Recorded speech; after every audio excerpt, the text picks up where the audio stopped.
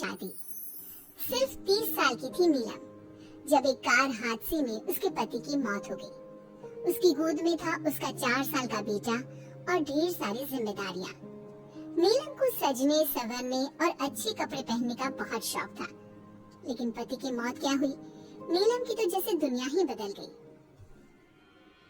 मेरे बेटे को गुजरे हुए अभी 1 साल भी नहीं हुआ और तुमने गुलाबी रंग का कुर्ता पहना हुआ है।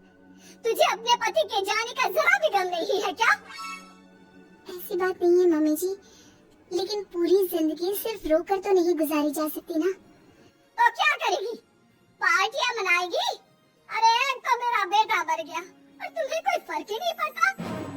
मम्मी जी, मेरा भी पति गया है और इस बात से मुझे कितना फर्क पड़ता है मैं आपको बता भी नहीं सकती। लेकिन अगर मैं रोती हूँ तो मेरा 4 साल का बेटा बहुत रोता है, अपने पापा को याद करता रहता है। उसे दिखाने के लिए ही सही मेरा ठीक से रहना बहुत जरूरी है। कुछ दिनों के बाद मम्मी जी, मैं नौकरी करना चाहती हूँ। लेकिन उसकी क्या जरूरत है? यहाँ घर में रह रहकर मेरा दम घुटता है। पूरा दिन मुझे अपने पति की याद आती है। कुछ देर के लिए ही सही घर से बाहर जाऊंगी तो शायद कुछ अच्छा लगे।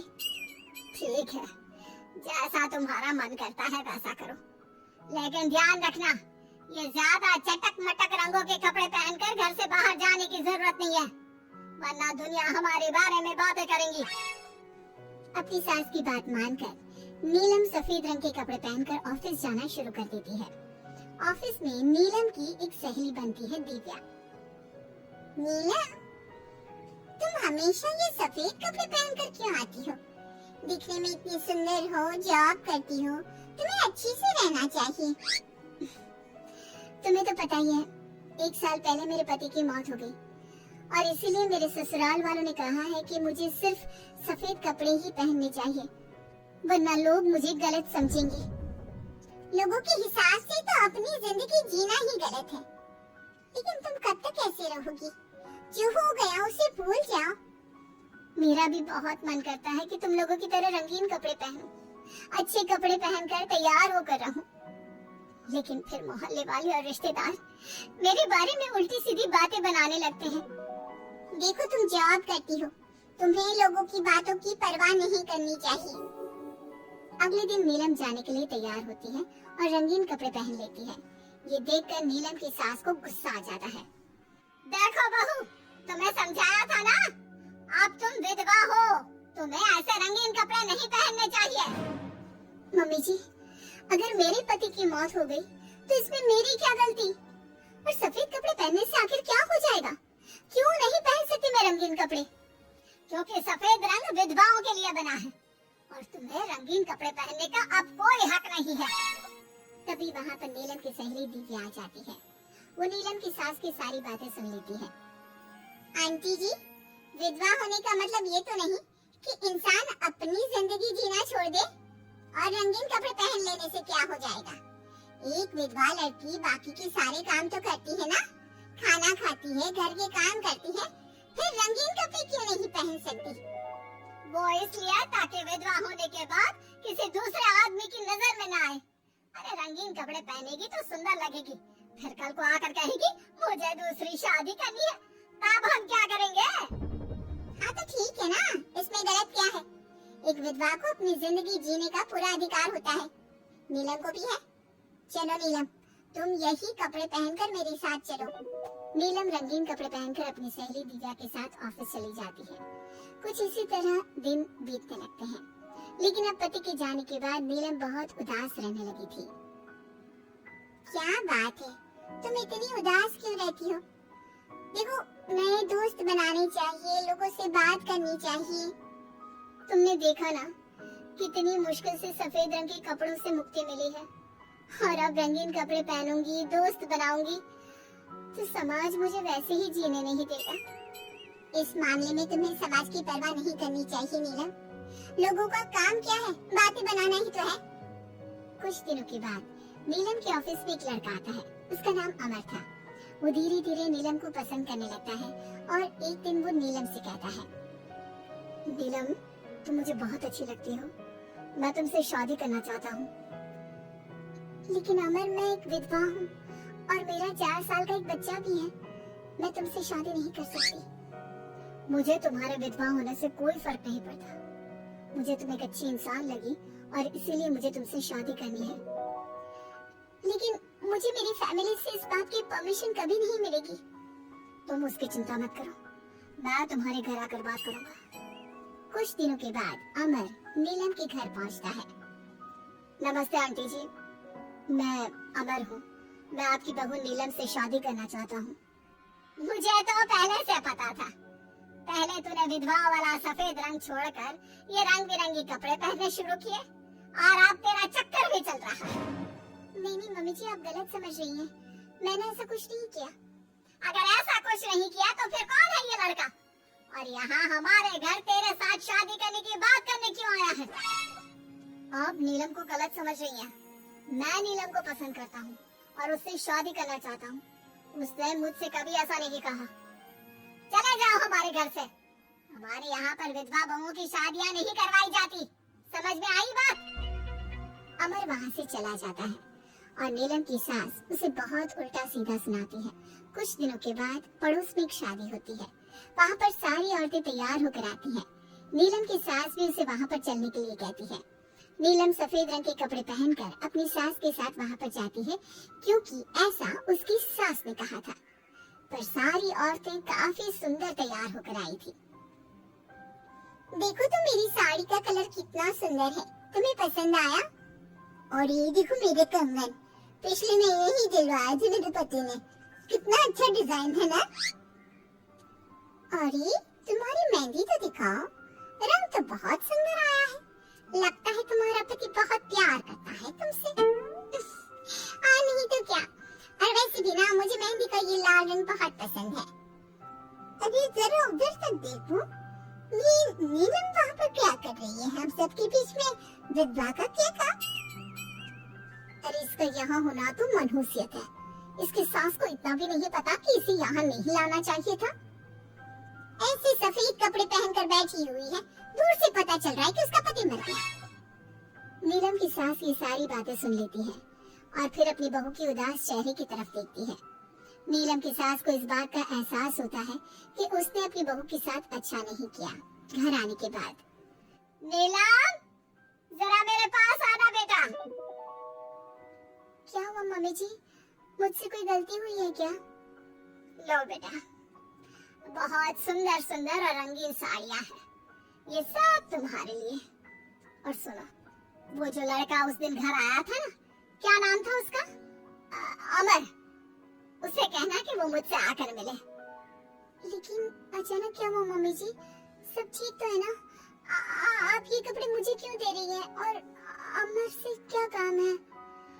बेटा, मेरे बेटे की मौत के बाद भी तुम मेरा इतना ख्याल रखती हो, नौकरी करती हो, पैसे कमाती हो।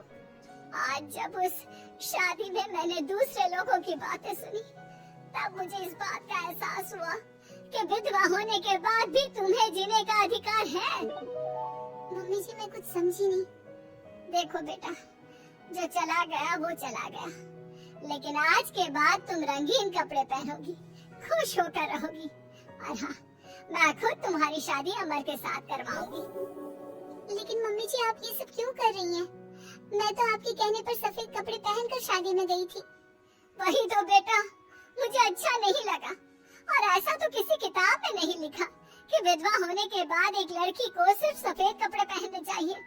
अगर तुम ससुराल में रहकर अपनी जिम्मेदारी उठा सकती हो, तो फिर अपनी जिंदगी में सारी खुशियों पर भी तुम्हारा अधिकार है। नाचने वाली से शादी। दिनेश एक बार अपने दोस्त अमर की शादी में उसके गांव गया। दिनेश और उसके दोस्त शादी में जमकर मजे कर रहे थे। अमर की शादी में एक नाचने वाली लड़की भी आई थी, जिसका नाम था अमृता। उसका नाच देखकर वो लड़की दिनेश को बहुत पसंद आ जाती है। जब वो लड़की शादी में डांस करके वहाँ से जाने लगती है, तो दिनेश उसके पास जाता है। देखो, तुम मुझे बहुत पसंद हो, तुम बहुत अच्छा डांस करती हो। जी शुक्रिया, डांस की बात तो सही है, लेकिन आप मुझे पसंद करते हैं, ये बात समझ में नहीं आई। इसमें समझना कैसा? मैं तुमसे शादी करना चाहता हूँ। हाँ? आपको पता नहीं क्या, मैं नाचने वाली हूँ और हम जैसी लड़कियों से कोई शादी नहीं करता। बहुत लड़के आते हैं तुम्हारी तरह बातें बनाने वाले, शादी के प्रपोजल्स लेकर लेकिन शादी कोई नहीं करता। कौन करेगा मुझसे शादी? मैं सच कह रहा हूँ, मैं सच में तुम्हें बहुत पसंद करता हूँ और तुमसे शादी करना चाहता हूँ। मुझे तुम्हारी बात पर बिल्कुल भरोसा नहीं। अगर तुम सच में मुझसे शादी करना चाहते हो तो अपने माँ बाप को साथ में लेकर आना। मैं तुम्हें यहीं इसी गांव में मिलूंगी, ये मेरा पता है। शादी होने के बाद दिनेश अपने घर लौट आता है। अपनी माँ के पास जाकर कहता है, माँ, मैं अमृता नाम की एक लड़की को बहुत पसंद करता हूँ, उससे शादी करना चाहता हूँ। अरे बेटा, लेकिन ये अमृता है कौन? किसकी बेटी है? कैसा घर बार है, कुछ बताओ भी। बस सीधे आकर शादी की बात कर रहे हो। वो क्या है ना, वो लड़की एक नाचने वाली लड़की है। मेरे दोस्त अमर की शादी में मैंने उसे नाचते हुए देखा था। क्या? नाचने वाली लड़की? नहीं नहीं नहीं, नाचने वाली लड़की को हम अपने घर की बहू नहीं बना सकते। लेकिन माँ, मैंने उससे वादा किया है, मैं उसी से शादी करूंगा। वादा करने से पहले अपने माँ बाप से पूछना जरूरी नहीं समझा? किसी भी नाचने वाली को ऐसे शादी का वादा करके चले आए। लेकिन पापा, एक बार आप उससे मिल तो लीजिए, क्या पता आपको भी वो पसंद आ जाए। दिनेश के माँ और पापा दिनेश और अमृता की शादी के लिए तैयार नहीं होते। एक दिन दिनेश के मम्मी पापा अपने गांव से बाहर कहीं जा रहे होते हैं। तभी अचानक से एक गाड़ी वाला दिनेश के पापा के स्कूटर को टक्कर मारकर चला जाता है। दिनेश के मम्मी और पापा दोनों सड़क पर घायल होकर गिर जाते हैं। तभी वहाँ अमृता आती है। अरे अंकल आंटी, आपको तो बहुत चोट लगी है, चलिए मैं आपको हॉस्पिटल लेकर जाती हूँ। अमृता दिनेश के मम्मी और पापा को हॉस्पिटल में एडमिट करवा देती है और उनका ख्याल रखती है। जब दिनेश हॉस्पिटल पहुँचता है, अमृता, तुम यहाँ क्या कर रही हो? तो क्या ये तुम्हारे मम्मी पापा हैं? वहाँ सड़क पर उनका एक्सीडेंट हो गया था, इसलिए मैं यहाँ हॉस्पिटल में लेकर आ गई। क्या ये वही लड़की है बेटा जो तुम्हें पसंद थी? हाँ माँ, यही तो है अमृता, जिसके बारे में मैंने आपसे बात की थी। हमारी सोच गलत थी। ये लड़की तो बहुत अच्छी है और हम तुम्हारी इससे शादी करवाने के लिए अब बिल्कुल तैयार हैं। इसके बाद दिनेश और अमृता की शादी हो जाती है। अमृता एक नाचने वाली थी और इसलिए वो किसी भी तरह की आवाज पर नाचना शुरू कर देती। एक दिन जब वो किचन में खाना बनाते वक्त झूम झूम कर नाच रही थी। अरे बहू, तुम यहाँ किचन में खड़ी होकर डांस क्यों कर रही हो? यहाँ कौन सा गाना बज रहा है? मम्मी जी, वो कुकर की सीटी का म्यूजिक है ना, बस उसी पर डांस कर रही थी। आप भी सुनिए ना, कितना अच्छा म्यूजिक है। अरे अब कुकर की सीटी पर कौन डांस करता है? अजीब नाचने वाली बहू मिली है। माना दिल की अच्छी है, लेकिन कुकर की सीटी पर भी नाचती है। भगवान भला करे। कुछ दिनों बाद दिनेश के पड़ोस वाले घर में कंस्ट्रक्शन का काम चल रहा था और सारा दिन मजदूरों के हथौड़े चलाने की आवाज आती रहती। उस आवाज की वजह से अमृता घर का सारा काम छोड़कर डांस करती रहती। ये देखकर दिनेश के पापा कहते हैं, बेटा तुम नाचने वाली बहू तो ले आए, लेकिन ये तो हथौड़ों की आवाज पर भी डांस करती है। और बेटा अपने घर का काम बिल्कुल छोड़ दिया है, सारा दिन बस मजदूरों के औजारों की आवाज पर डांस करती रहती है। कल मैंने एक गिलास पानी मांगा था तो मुझसे कहती है, पापा बाद में देती हूँ, अभी तो डांस कर रही हूँ मैं, डिस्टर्ब मत करो। माँ पापा, आपकी बात सही है, अमृता के ऊपर तो डांस करने का नशा कुछ ज्यादा ही सवार हो गया है। लगता है इसके पुराने काम का भूत इसके सिर में फिर से घुस गया है। अरे लेकिन बेटा हम क्या करें? अब ये पूरा दिन इसी तरह नाचती रहेगी तो कुछ अजीब नहीं लगेगा? एक दिन दिनेश और उसका परिवार जंगल में पिकनिक मनाने जाने का प्लान करता है। दिनेश, उसकी पत्नी अमृता और माँ बाप चारों मिलकर जंगल में पिकनिक मनाने पहुँच जाते हैं। लेकिन तभी वहाँ पर जंगल के लोग उन्हें घेर लेते हैं। अरे क्या मुसीबत है ये? कौन है ये लोग? ये तो हमें जिंदा जलाकर खा जाएंगे, अब हमें कौन बचाएगा? सही कहती है माँ, ये लोग जंगली लोग हैं, ये हमें जिंदा नहीं छोड़ने वाले। अरे डरने से बेहतर होगा कि हम अपने आप को बचाने का कोई उपाय सोचें। तुम्हारा क्या है, तुम तो नाचने लग जाओगी। तुम्हारा दिमाग भी काम करता है और तुम्हारे तो पैर भी काम करते हैं। अरे माँ, ये लड़ने का वक्त नहीं है, हमें कुछ सोचना पड़ेगा। अब सोचने से कुछ नहीं होने वाला, ये जंगल के लोग हमें पका कर खा जाएंगे। वो जंगली लोग दिनेश और उसके परिवार के हाथ पैर बांधकर उन्हें मारने की तैयारी करने लगते हैं, लेकिन उससे पहले वो आग जलाकर जोर शोर से नाचते हैं। उन्हें नाचता देखकर अमृता के अंदर की नर्तकी भी बाहर आ जाती है और वो पेड़ से बंधे बंधे ही जोर जोर से अपने पैरों से ठुमके लगाने लगती है। तभी एक जंगली बोल पड़ता है, लड़की, तुम यहाँ पेड़ से बंधे बंधे क्यों नाच रही हो? क्योंकि मुझे तुम जंगलियों से ज्यादा अच्छा डांस करना आता है। अरे जाओ जाओ, हम जितनी तेज डांस करते हैं उतना तो तुम कर ही नहीं सकती। लगा लो शर्त। अच्छा ठीक है, लगी शर्त। अगर तुमने हमसे ज्यादा अच्छा और तेज डांस किया तो हम तुम्हारे परिवार को जिंदा छोड़ देंगे, और अगर तुम हार गई तो हम तुम सबको जिंदा जलाकर खा जाएंगे। अच्छा ठीक है, मुझे तुम्हारी शर्त मंजूर है। अब बजाओ तुम्हारा जंगली ढोल, देखते हैं कौन कितना डांस करता है। वो जंगली लोग जोर जोर से ढोल बजाकर नाचना शुरू कर देते हैं। दिनेश और उसका परिवार उनके नाच की स्पीड देखकर दंग रह जाता है। अमृता भी उनके साथ बराबर से नाचने की कोशिश कर रही थी। धीरे धीरे अमृता ने अपने डांस की स्पीड को कम कर दिया। क्या हुआ, हवा निकल गई तुम्हारी?